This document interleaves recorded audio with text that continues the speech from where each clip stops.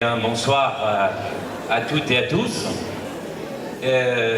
Voilà, je suis donc l'avocat de service, et ça fait une dizaine d'années que j'ai le grand avantage, l'honneur de pouvoir travailler avec les Palestiniens pour défendre leurs droits. Donc moi je suis un avocat français, je suis même un avocat gaulois. Je me suis toujours très bien entendu avec eux, mais je suis dans une position qui est de défendre les droits des Palestiniens. Je ne suis pas palestinien, j'essaye de les comprendre et on essaye d'agir avec nos moyens. Voilà. Je dois dire que j'ai pu aller plusieurs fois en Palestine et rencontrer de nombreux Palestiniens en dehors du territoire. Et chaque fois, j'ai rencontré chez eux le même attachement à défendre leurs terres, à défendre leurs droits. Et il faut bien comprendre que notre posture, quand on est devant les tribunaux, c'est vraiment de défendre, mais une cause qui est entièrement logique. C'est-à-dire qu'on le présente parfois comme des revendications. Tu revendiques ceci, tu revendiques cela, et qu'est-ce que tu demandes? Mais les Palestiniens, ils demandent simplement à être restitués dans leurs droits. Des droits qui sont reconnus, qui existaient. Ils n'ont pas de revendications. L'État comme la Palestine comme un État, elle existait il y a un siècle, en 1920. Et maintenant elle a disparu. Alors on ne revendique rien, on dit simplement rétablissez le droit, voilà. Et on parlait, c'était le prétexte de la réunion, la fameuse déclaration de Balfour, donc je ne vais pas reprendre ces exposés devant vous, mais je fais un lien quand même avec cette déclaration qui est à la base de beaucoup de choses, et le propos qu'on entend très souvent sur la France, pays des droits de l'homme, et la Grande-Bretagne, pays des droits de l'homme. Non, bien sûr, mais c'est que la moitié des choses. La France est le pays du colonialisme. La France est le pays de briser les peuples. La France est le seul pays qui a rétabli l'esclavage. Tous les jours, j'entends la France des droits de l'homme. Mais quelle est notre histoire? Évidemment, je la connais. Je suis attaché à défendre les droits. Je connais bien tout cela. On est entièrement d'accord. Mais moi, je ne peux pas être aveugle sur la réalité de mon pays et de son rôle extrêmement néfaste sur le plan international. Dans les Antilles, il y avait l'esclavage. Les Antilles qui ont été achetées avec génocide des Amérindiens. C'est vieille histoire, hein, mais c'était le premier, voilà. Génocide français, 100% français, des Amérindiens. À la Martinique, ils ont tous été éliminés. Aucun n'a survécu. À la Guadeloupe, c'était la même chose, j'ai resté une poignée. Ils ont dit, on va les appeler les sauvages. Et puis, ils leur ont dit de partir à la Dominique. Et depuis, ce sont des terres françaises. Je travaille avec les agriculteurs palestiniens, mais les agriculteurs guadeloupéens. Les agriculteurs guadeloupéens, mes amis, sont comme les Palestiniens. Ils ont leur vie qui est brisée par la violence des puissances, vu qu'ils sont toujours locataires des terres qui appartiennent aux descendants d'esclavagistes. Et ça, c'est la France qui le fait. Les agriculteurs guadeloupéens, ils sont venus sur cette terre par l'esclavage, ils ne peuvent pas accéder à la propriété, et ce sont des Versaillais et des Chouans qui sont propriétaires des terres en Guadeloupe, et la France qui organise cela. La France est le seul pays qui a rétabli l'esclavage. Napoléon Bonaparte, je veux bien, mais Napoléon Bonaparte, on l'honneur, mais moi je pense qu'il faut le débaptiser, tous les ponts, les rues, les avenues qu'il y a à son nom. Il a rétabli l'esclavage. Il a fait les guerres de conquête en Europe, que c'est une horreur. Enfin, l'armée française qui arrive en Égypte, mais ça vous fait pas bizarre quand même? Est-ce que la France a quelque chose à faire en Égypte? Évidemment. La présence amicale, la présence culturelle, toute l'entraide que l'on peut trouver, le plaisir, l'échange. Mais qu'est-ce que la France va aller conquérir l'Égypte? Qu'est-ce que c'est que ces guerres de conquête, à part la menace même de la guerre? Et on idolâtre ce monsieur. La France, en 92, a aboli l'esclavage, parce qu'ils avaient peur qu'il y ait la rébellion. Ok.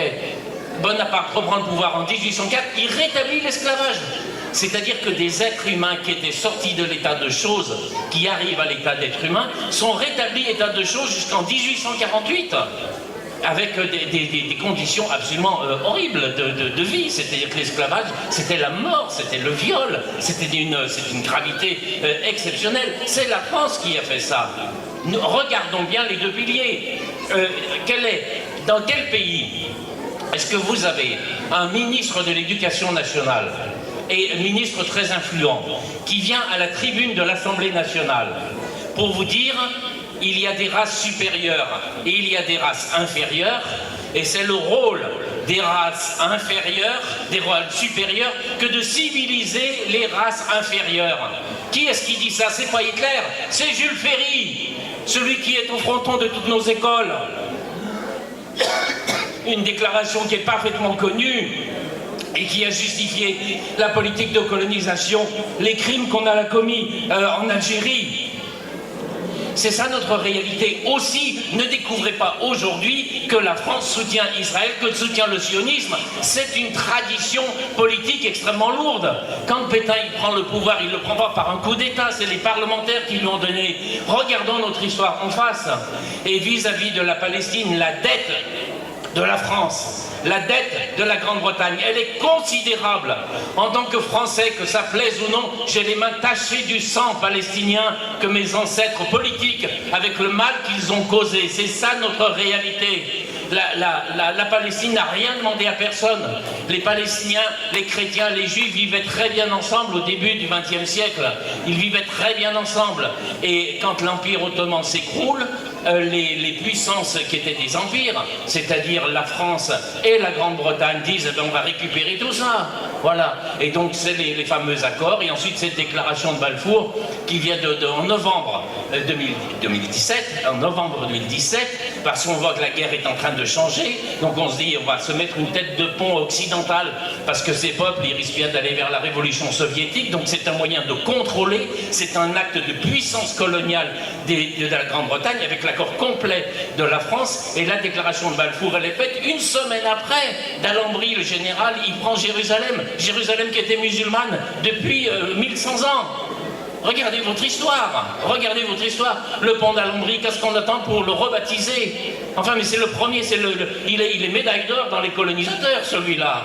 Hein, bon, et alors, et l'histoire se passe ainsi. Les Palestiniens, en 1920, sous la pression des États-Unis, qui, à l'époque, était une puissance anticoloniale.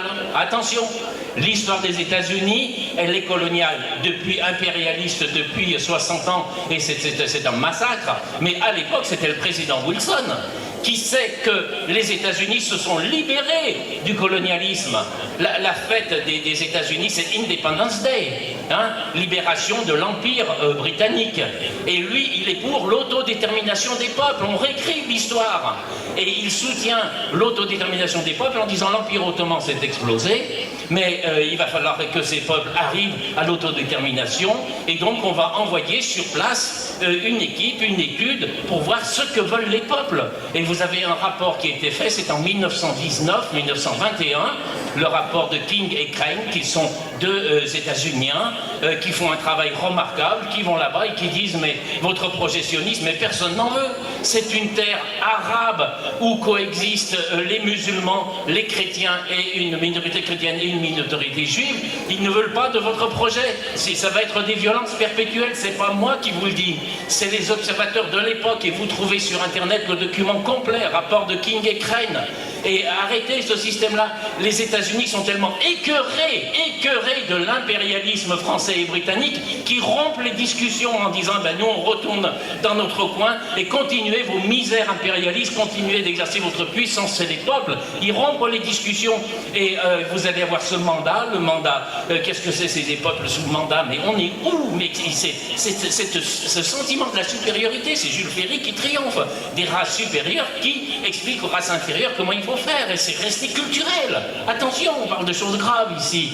Donc l'histoire se fait comme cela, et le peuple palestinien est quand même reconnu à l'époque. À l'époque, la Palestine, c'est un État sous mandat, avec un système juridique, avec une cour constitutionnelle, avec une cour de cassation, avec ses lois, avec ses passeports, voilà, tout ça. Jusqu'en 40, juste avant 47, 48, on a des arrêts rendus par la justice britannique. La britannique, ils étaient mandataires. Et il y a un Palestinien qui a fait un trafic et on lui dit on va t'expulser de Londres. Ah, c'est impossible, parce que je suis né sous le mandat britannique, donc je suis britannique, vous ne pouvez pas m'expulser. 1939, la Cour de Londres, elle répond, mais pas du tout, mon ami, mais pas du tout. Nous, on est juste mandataires. C'est-à-dire que toi, tu es palestinien. Et donc, on peut très bien t'expulser de Londres, parce que tu n'as jamais eu la nationalité britannique, vu que tu as la nationalité palestinienne. Et je peux vous trouver comme cela 50 arrêts de justice qui disent qu'il y a une souveraineté palestinienne. Et en 1947, elle a disparu. Elle est passée où? Elle est passée où? Elle a été volée. Et elle n'a pas été volée par l'ONU. Elle a été violée par la violence de la Nakba. Elle a été violée par cette violence, par ce terrorisme sionisme, et elle a été violée par les membres permanents du Conseil de sécurité, dont la France et la Grande-Bretagne, les États-Unis à l'époque, qui ont tordu le bras à tout le monde en acceptant Israël et en disant que cette Palestine n'existait pas, alors qu'elle a toute son antériorité juridique. Depuis, c'est une histoire de rétablissement du droit. Voilà, c'est ainsi, et vous ne pouvez pas faire disparaître les États, vous ne pouvez pas faire disparaître les peuples. Donc aujourd'hui, nous passons une bonne soirée, dans quelques temps, nous en passerons d'autres, nous en avons passé de bonnes parfois ailleurs, et puis l'histoire se continuera, parce que tant que justice ne sera pas rendue au peuple palestinien par la restitution de la terre, le combat nord-américain va prendre fin. Est-ce que vous pouvez imaginer vous-même, est-ce que vous pouvez vous imaginer d'enseigner à vos enfants qui ne vont jamais pouvoir rentrer sur la terre natale, ou alors avec un visa de touriste? Moi, je suis né d'ici, je suis né de Lyon. Est-ce que je peux dire à mes enfants, les choses sont devenues compliquées, maintenant si tu veux revenir à Lyon, il faut que tu demandes ton visa de touriste, et puis dans ma maison c'est un peu gênant, il y a quelqu'un qui y habite, mais il est quand même très gentil. Est-ce que quelqu'un peut penser ça? Et donc il va falloir rétablir tôt ou tard, inévitablement, mécaniquement, juridiquement, politiquement, la souveraineté palestinienne. C'est impossible de faire autrement. Et tant qu'il y a ce peuple, et ce peuple qui est admirable, admirable, mais quel est le peuple qui a pu souffrir tant que ça et qui garde le sentiment si profond de son unité? Il y a un processus d'unification politique pour le moment, tout le monde le souhaite. Moi, je ne suis pas dans la politique, je n'ai pas à m'intéresser à ça. J'ai simplement à vous apporter le témoignage que quand j'ai pu aller à Gaza 2 fois avec l'ami Khaled, quand j'ai pu aller à Ramallah, eh bien, j'ai rencontré de partout des Palestiniens. Et que quand on travaillait avec les juristes sur des cas, eh bien, à Ramallah, on nous prenait le cas de Gaza, et à Gaza, on s'intéressait à Jérusalem, parce qu'ils sont palestiniens, voilà. Et ce peuple, il tiendra toujours, parce que vous ne pouvez pas dissoudre un peuple. Le peuple, c'est la souveraineté, c'est l'attachement à la terre. La Palestine n'est pas une copropriété. Vous devez résoudre cela. Eh bien, si vous ne le faites pas, qu'est-ce que ça veut dire? Ça veut dire que les puissances restent impérialistes. Ça veut dire que la France et la Grande-Bretagne restent impérialistes. Mais la présidente, le chef du gouvernement britannique, pour quelques jours encore, semble-t-il, s'est félicité en disant que la déclaration de Balfour était une gloire britannique. Mais c'est de la provocation à la haine que de dire cela. En France, dire que toutes les politiques, appeler au boycott devient une infraction. Merci, bravo, continuez, signez, montrez que vous êtes toujours les mêmes. La France reste dans sa direction colonialiste, son peuple reste admirable, et il est ici ce soir. Alors nous essayons de travailler.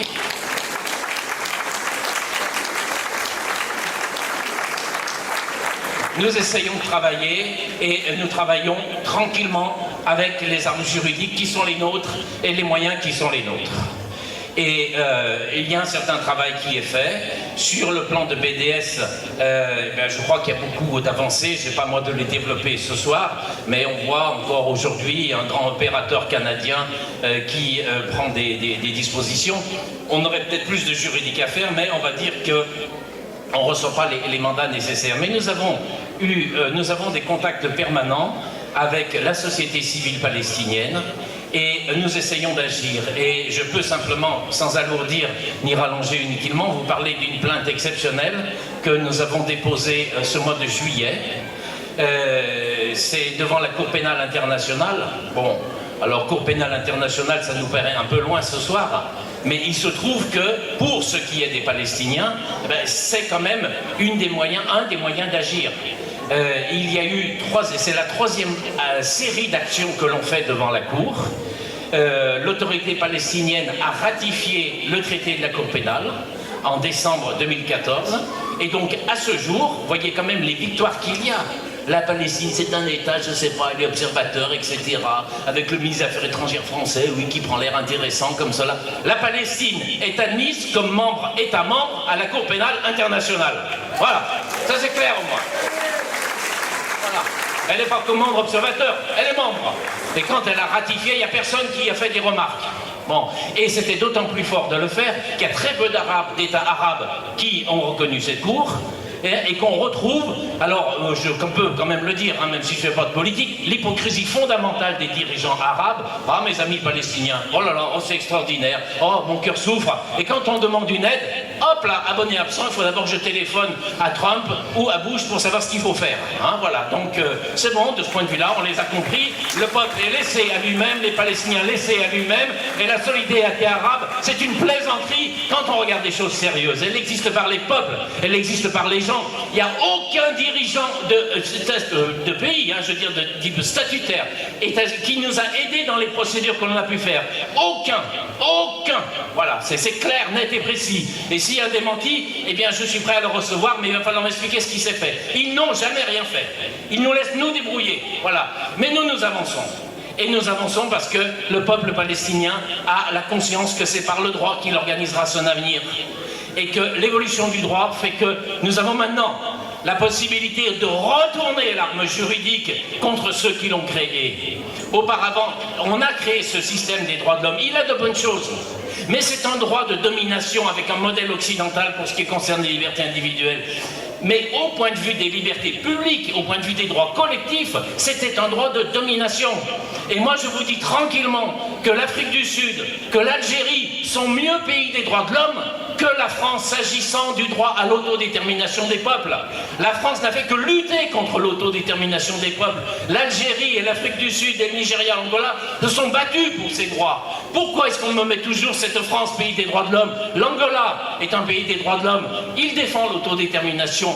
Les Algériens se sont battus, ils ont jeté mes ancêtres, ils ont bien eu raison, ils ont fait vraiment des crimes abominables. Et ils n'ont rien à faire là-bas, où ils viennent, si on les invite. Donc prenez en compte cette réalité-là, et on voit pour nous que de ce point de vue-là, ils restent exactement les mêmes. Et donc nous travaillons avec qui? Nous travaillons avec les Palestiniens. Et nous travaillons avec leurs avocats. Et nous travaillons avec un certain nombre de responsables politiques qui arrivent à nous demander un certain nombre de choses avec les difficultés qui sont les leurs. Bon courage pour diriger la Palestine dans l'environnement tel qu'il est. Donc je ne vois pour ma part aucun reproche. Je prends simplement les événements comme ils sont. Ce mois de juillet, après, je vais dire, un long travail d'organisation, de conviction, de rencontre, nous avons obtenu le fait que pour la première fois, la société civile palestinienne, par ses terres, par sa terre, par ses tripes, par ses personnes, par le courage, s'est adressée à la justice internationale. C'était plus l'un ou l'autre qui va le faire, c'est le peuple palestinien de Gaza. Nous avons reçu et versé à la Cour pénale internationale 450 mandats de Palestiniens qui donnent leur carte d'identité et leur adresse à la Cour. Ça compte. C'est-à-dire que ce sont des habitants de Gaza. Donc les choses ne se font pas, eh bien en tant qu'habitant de Gaza, je m'adresse à la justice et je donne ce témoignage. Il y a également dans cette plainte 40 syndicats et associations, les plus gros syndicats de Gaza, les enseignants, les fonctionnaires, les agriculteurs, les pêcheurs, tous s'organisent en disant « mais c'est insupportable cette violation du droit avec tout le monde qui regarde comme s'il n'y avait rien ». Il y a une cour, on a ratifié, ils déposent plainte. Et donc il y a 150 personnes, 40 nous aurions pu en avoir beaucoup plus, mais c'est quand même assez difficile de travailler. Et je veux les saluer parce que leur courage est magnifique. 40 avocats de Gaza qui ont signé la plainte avec nous. 40 avocats de Gaza qui donnent leur nom et leur adresse. Et qui disent, moi je dépose plainte, et je dépose plainte contre l'occupant, contre la puissance militaire. Je porte plainte parce que nous sommes en situation de guerre, et que la guerre a des lois, et que vous violez les lois, et nous citons quelle est la puissance agressive. C'est-à-dire qu'il faut sortir de ce schéma insupportable, où quand on dit, ah tu défends les Palestiniens, oh là là, ce qui va arriver. Mais quand je défends les Palestiniens, je défends le droit contre l'agresseur. C'est l'agresseur qui est notre but dans le procès, c'est lui que nous visons. Et l'agresseur s'appelle Israël, avec l'appui des États-Unis, de la France et de la Grande-Bretagne. Et la bienveillance de l'Europe qui balance de l'argent pour qu'on lui fiche la paix. Voilà la réalité exactement telle qu'elle est, qu'on ne raconte pas d'histoire.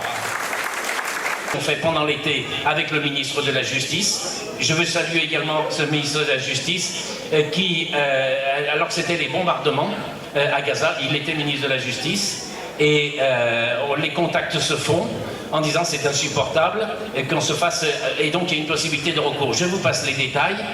Il fallait recevoir un mandat et on voit le mandat qui arrive au bureau, signé par lui-même, ministre de la Justice, et il y avait le tampon. C'est-à-dire que comme il sait que les premiers bombardements sont pour les ministères, avant de partir, il a eu la sagesse de partir dans ses cachets, il est parti avec le tampon, et donc il était en mesure de nous donner un magnifique mandat. Ce mandat a été validé, vu qu'il y a une déclaration que la Cour est compétente pour cette guerre-là. Les choses pourraient avancer plus vite, mais on est sur une phase de progrès. Et sur la troisième volet de cette plainte, c'est la colonisation de Jérusalem-Est. Et donc c'était important, et c'était la demande des Palestiniens de Gaza, de dire mais Gaza ne va pas plaider que pour Gaza. Gaza ne peut pas plaider que pour le blocus. Gaza ne peut pas plaider que pour l'agression militaire de l'été 2014. Parce que Gaza, c'est la Palestine. Et pourquoi est-ce que parce que je suis gazaoui et que on m'interdit d'aller à Jérusalem qui est à 50 km en me disant que jamais j'irai, jamais mes enfants m'iront, jamais mes arrière-petits-enfants, etc. Ils n'ont pas de droit à renoncer. Donc ils ont dit il faut mettre la Palestine, il faut mettre Jérusalem dans la plainte. Et donc il y a la colonisation de Jérusalem qui est dans la plainte. Et là maintenant nous sommes sur une discussion franche avec le procureur. Il va y avoir, ça va prendre du temps, et nous pourrions peut-être avoir plus de soutien, mais peu importe. On prend le temps, on fait avec les choses comme elles sont. Vis-à-vis de la Cour, quand nous parlons de Jérusalem-Est, quelle est la question? C'est le seul point. Nous avons focalisé, nous mettons beaucoup d'efforts sur Jérusalem-Est. C'est le seul point où il y a un consensus, c'est-à-dire tout le monde est d'accord sur la lecture du droit, sauf Israël.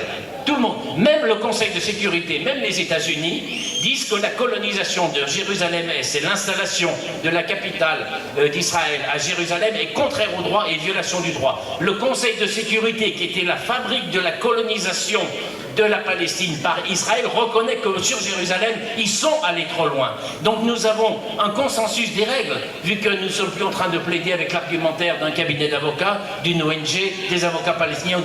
Nous venons en disant c'est le Conseil de sécurité qui dit que Jérusalem-Est n'a rien à faire dans Israël et que Israël ne peut pas mettre sa capitale. C'est eux qui le disent. Et nous avons ensuite, dans le statut de la Cour, un texte qui s'appelle la colonisation. Voilà, c'est pas moi qui écris le statut de la Cour, c'est un texte. Et il dit qu'il est un crime de guerre, le fait par la puissance occupante de transférer sa population sur le territoire occupé. Crime de guerre, de faire venir, de transférer sa population sur le territoire occupé. Est-ce qu'on parle des destructions de maisons? Est-ce qu'on parle du tramway? Est-ce qu'on parle des nouvelles colonies aux alentours de Jérusalem? Tout ça, c'est une qualification claire de crime. Et l'épreuve, l'épreuve c'est compliqué, mais l'épreuve c'est peut-être compliqué quand il faut reprendre les bombardements pendant l'été 2014 à Gaza, mais là l'épreuve elles sont pas compliquées, c'est des dépêches tous les jours, ça y est on a donné 50 permis de plus, lui sa maison il avait 100 ans, on lui a détruite, toutes les preuves sont là. Donc actuellement on est en train de s'organiser, on est en train d'organiser un gros réseau d'avocats dans de nombreux pays, vu qu'on pense que la procédure doit vraiment être... moi j'ai un entier respect pour la politique, mais c'est pas mon réseau. Et je sais que les politiques savent utiliser ce travail-là. Mais nous allons travailler entre avocats, on travaille avec les avocats palestiniens, beaucoup d'avocats marocains, des avocats algériens, des avocats turcs, et nous extendons en Jordanie, nous avons des avocats au Koweït aussi, et nous allons étendre Bangladesh. Le Bangladesh a signé la plainte avec nous.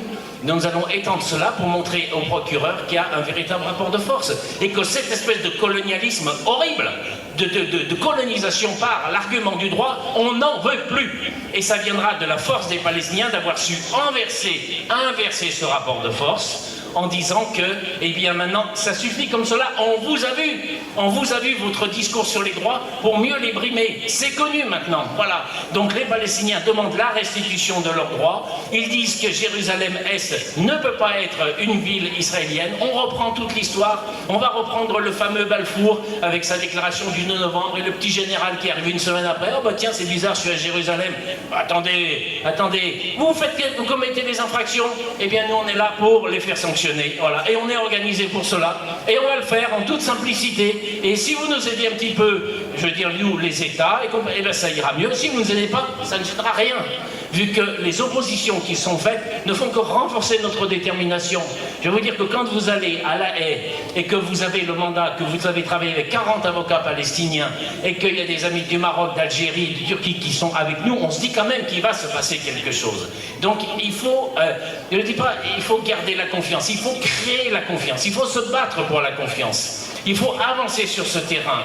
Mais vous devez avoir l'idée qu'il y a un droit de domination, un système où on commence par les chars, on commence par l'aviation, et derrière on vous met le système juridique. Donc au lieu de dire c'est dictature, etc., on vous le met avec un espèce de petit habillage comme cela. Mais ça, on n'en veut plus, on a compris. Voilà. Donc on se bat contre cela. Et alors que le droit a été l'outil de domination, que c'est par des résolutions de l'Assemblée Générale et des résolutions du Conseil de sécurité qu'on a colonisé et donné l'habillage pour coloniser la Palestine, les Palestiniens ont l'immense sagesse, mais également parce qu'ils savent ce qui se passe, ils savent ce que c'est que leur peuple, ils savent ce que c'est que leur histoire et leur civilisation, de reprendre à leur tour l'arme juridique pour la retourner contre ceux qui l'ont créée. Donc nous travaillons ensemble. C'est évidemment un process, c'est de la procédure, c'est des aspects techniques, c'est des choses comme cela, mais beaucoup se fait, et en tout cas on avance bien sur cette affaire. Je dirais également qu'on a d'autres procédures qui sont peut-être un peu moins lisibles, mais celle-là est une tête de pont. Et je dis simplement pour clore, et je vous remercie pour votre attention, qu'on voit bien, on dit mais le procès il y a Netanyahou, il est parti de... Mais c'est pas notre problème. Notre problème, c'est de montrer qui est le droit et qui est le voyou. Et quand nous reprenons, on a déposé la plainte à la CPI pendant l'été 2014, avec ce fameux mandat qui nous venait de Palestine. Et ensuite, il y a eu beaucoup d'ébullitions dans la société palestinienne, et Mahmoud Abbas a dit, je demande un certain nombre de choses, et si je ne les obtiens pas, je ratifierai le traité de la CPI à la fin décembre. Chose qu'il a faite. Mais pendant toute cette période-là, qu'est-ce que vous voyez? Vous voyez un peuple, vous voyez un État, qui dit, je vais peut-être aller rejoindre une juridiction internationale et tenter ma chance devant les juges. Quand vous voyez le monde compliqué comme il est, le monde de guerre que nous créent les États-Unis tous les jours, que nous crée la France quand elle va faire exploser la Libye, quand vous voyez ce monde-là, et que vous avez un peuple qui a tant souffert, qui dit, ben moi finalement je vais peut-être aller rejoindre une juridiction, ben on dit bravo. Aucune aide, rien du tout, aucune. Hypocrisie complète de tous ces chefs d'État qui arrêtent de nous saouler avec leur discours qu'on aime bien les Palestiniens. Non, non, non, c'est bon. Non seulement aucune aide, dépression pas possible pour dire si c'est signé, on va couper les vivres. Voilà. Et il y a eu une ministre adjointe, secrétaire d'État britannique, qui a démissionné à l'époque en disant c'est insupportable la pression qu'on fait sur les dirigeants palestiniens, simplement parce qu'ils veulent rejoindre un traité qui est là pour instaurer la paix par la justice internationale. Et en plus, une cour que vous avez créée, et voilà. Donc, comment vous pouvez m'expliquer, si ce n'est qu'en face ce sont des voyous, qu'on nous empêche d'accéder à la justice? C'est tout à fait clair. Je demandais la justice, ah non, c'est pas ça, c'est irrecevable, c'est nul, c'est pas comme si... Vous avez eu cet été des déclarations, parce qu'on avait fait une première plainte en 2008-2009, et la plainte, elle était excellente. Elle était signée par le ministre de la Justice de Palestine en 2009. Et le procureur Ocampo a fait sombrer notre procédure. Sombrer, voilà. Donc à l'époque, on se dit, voilà, les gens nous disent, tu vois, c'est trop compliqué. Or, cet été, eh bien, on a eu toutes sortes de communications là-dessus, que vous retrouvez. Prenez votre internet ce soir, vous mettez Ocampo, Palestine, et vous allez voir tout qui sort. Où il explique comment il a rusé, il a magouillé, il est allé ici, il est allé là, il prenait les conseils, il s'est fait applaudir par les Israéliens pour trouver une solution pour casser notre procédure. Attendez, il est procureur. Il est procureur, les victimes s'adressent à lui. Au lieu de dire, ben c'est bien, il s'adresse à la justice. Il s'est organisé, il a passé un temps fou avec des commissions, des ceci, jusqu'à dire, ouf, j'y suis arrivé, j'ai pu classer la plainte. Et on a tous les mails qui ressortent, où il se faisait même conseiller par une actrice de cinéma qui draguait en même temps. Mais ces gens-là ne sont pas au niveau, c'est pas au niveau. La justice, elle est avec nous. Le peuple palestinien, il est droit. Chaque fois que j'ai pu travailler avec d'anciens prisonniers, avec des enfants, avec des femmes, avec les fonctionnaires qu'il y a là-bas, avec des responsables politiques, j'ai toujours vu des gens qui sont droits, qui disent on a simplement une chose, un peuple, une terre, le droit à l'autodétermination, laissez-nous vivre notre vie, nous le faisons par la politique, si nous pouvons leur donner un petit point, un petit appui par le plan du droit, soyez sûrs qu'on y mettra toute notre énergie et je vous remercie pour votre attention.